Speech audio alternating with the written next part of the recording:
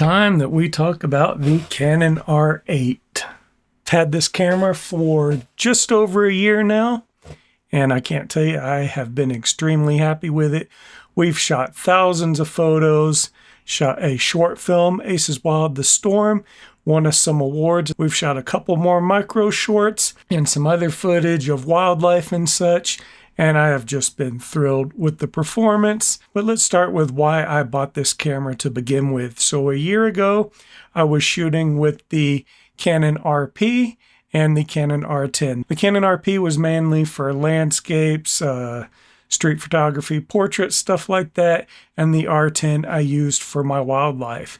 And I was really happy with shooting with those. It wasn't until fall of last year when I went out to go get the fall foliage that I noticed something about the Canon RP. Something in the orange color channel. I wish I had the photos to share, but they were so bad that I deleted them all. And the problem was it was just really muddy. And as a photographer, fall is your time of year. You wait all year to go out and take those fall photos. And when I took that camera out and I came back and I looked at the pictures for the first time, I was just extremely disappointed. I mean, when I zoomed in, I couldn't see individual leaves on a lot of the photos, especially in the distance. It just looked like an orange mess. The reds got muddied, and for that reason, I started shopping around. Now, the Canon R10, I was thrilled with. The pictures from the same trip, using the same lenses, didn't have that problem, but I did still want to keep a full frame camera. There was another thing that kind of jumped in there as well, and that was I was using a third camera.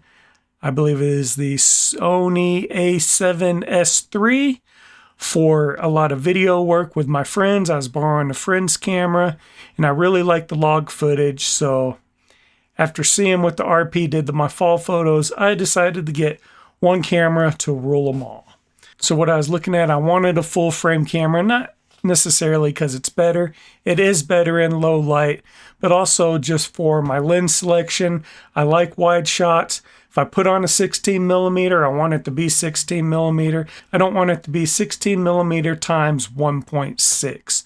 So for the low light performance and just for those wide shots and lens selection, I wanted a full frame camera.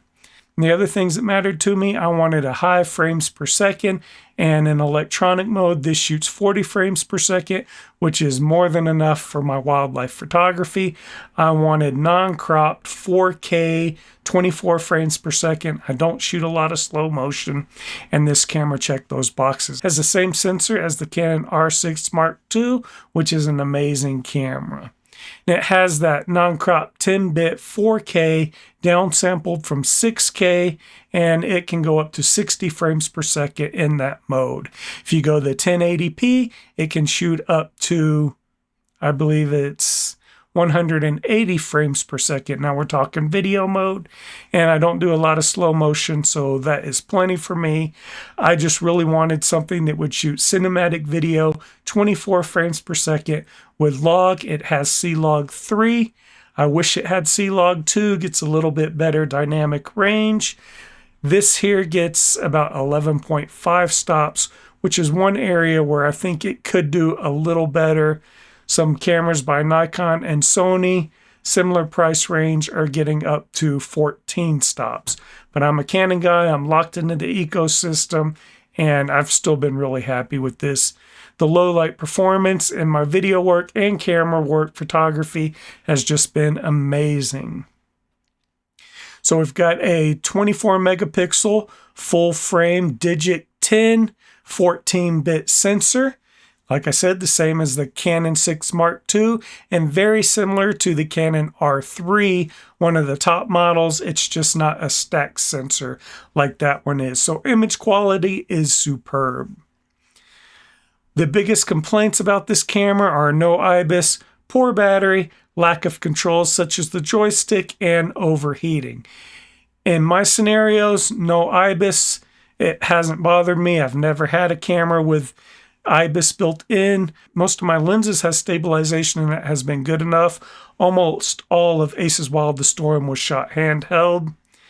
poor battery. I keep 2 extra batteries in my pocket, and I can tell you, shooting the night scene for Aces Wild the Storm, we were there about 6 hours and I changed the battery 1 time.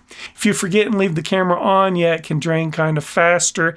I think if you were in the live streaming or something like that, the battery life might bother you.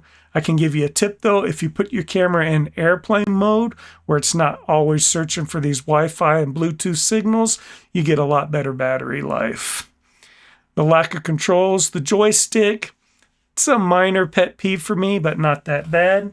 I set up the back side of my screen here to be my joystick, and I have my buttons all customized to the layout I prefer, and I haven't really notice that I'm missing any controls. And as far as overheating, I haven't had any problems.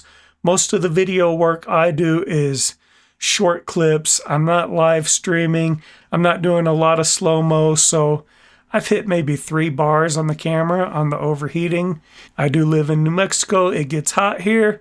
Do a lot of my shooting in the evening and morning though, but personally for me, overheating hasn't been a big issue. You know, a little less technical, the camera in general, I have loved it. I've shot everything from wildlife, landscape, macro, walking around some pioneer villages, getting indoor kind of antique shots, just nature shots in general, shot some car shows, some portraits.